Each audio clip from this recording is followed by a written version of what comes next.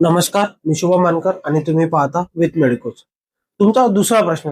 Sir, Maharashtra nursing काउन्सिलने 19/11/2025 ला हे परिपत्रक काढलं. या परिपत्रकामध्ये त्यांनी सांगितलं सीएनई करणं गरजेचं आणि कंपल्सरी आहे जर तुम्हाला 2027 मध्ये रिन्युअल करायचं असेल तर. तर आता 2025 पर्यंत किंवा हा परिपत्रक निघण्यापर्यंत आम्हाला कुठलीही कल्पना नव्हती की सीएनई करायचं आहे किंवा सीएनई क्रेडिट अवर्स कम्प्लीट करायचे आहेत. आमच्याकडे आज क्रेडिट अवर 0 आहे. तर आता आम्ही करायचं का?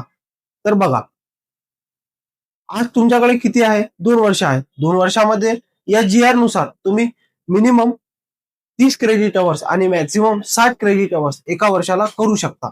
तर बघा, तुम्ही 2 वर्षामध्ये जास्तीत जास्त क्रेडिट अवर्स कम्प्लीट. या व्यतिरिक्त तुम्ही या गोष्टीकडे लक्ष नका देऊ की माझे 150 क्रेडिट अवर्स कम्प्लीट होतात की नाही होत. मोस्ट ऑफ दी 90% लोकांचे क्रेडिट अवर्स कम्प्लीट होणारच नाहीत. आणि महाराष्ट्र नर्सिंग काउन्सिल आपल्या महाराष्ट्रातील जवळजवळ 1.5 ते 2 लाख नर्सेसचं प्रॅक्टिस किंवा भवितव्य धोक्यात घालणार नाही. हा जो जीआर आहे यामध्ये 100% शिथिलता करणारच आहे.